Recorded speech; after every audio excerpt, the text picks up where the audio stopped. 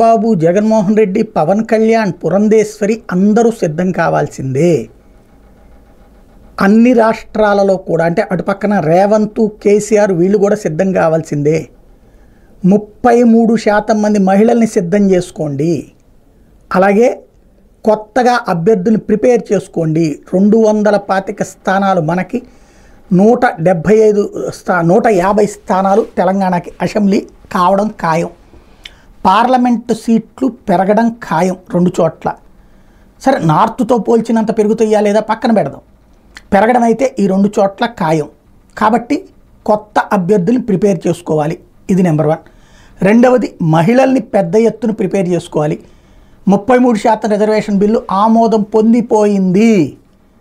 కేంద్రంలో ఆల్రెడీ దానికి అనుగుణంగా చట్టం అయిపోయింది. ఆ చట్టం మీద రాష్ట్రపతి కూడా సంతకం చేసేస్తే అది గెజిట్ అయిపోయింది.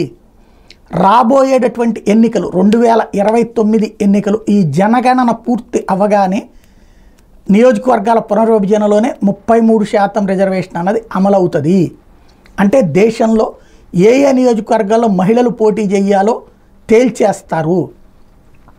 కాబట్టి మహిళల్ని పెద్ద సంఖ్యలో పోగు చేసుకోవాలి. ఫర్ ఎగ్జాంపుల్, మనకి రేపు 225 సీట్లు రాబోతున్నాయి అంటే దాదాపుగా 23 × 35, ఇది 1/3 వేసుకోవాలి.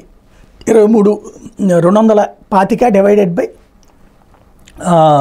3 వేసుకోవాలి.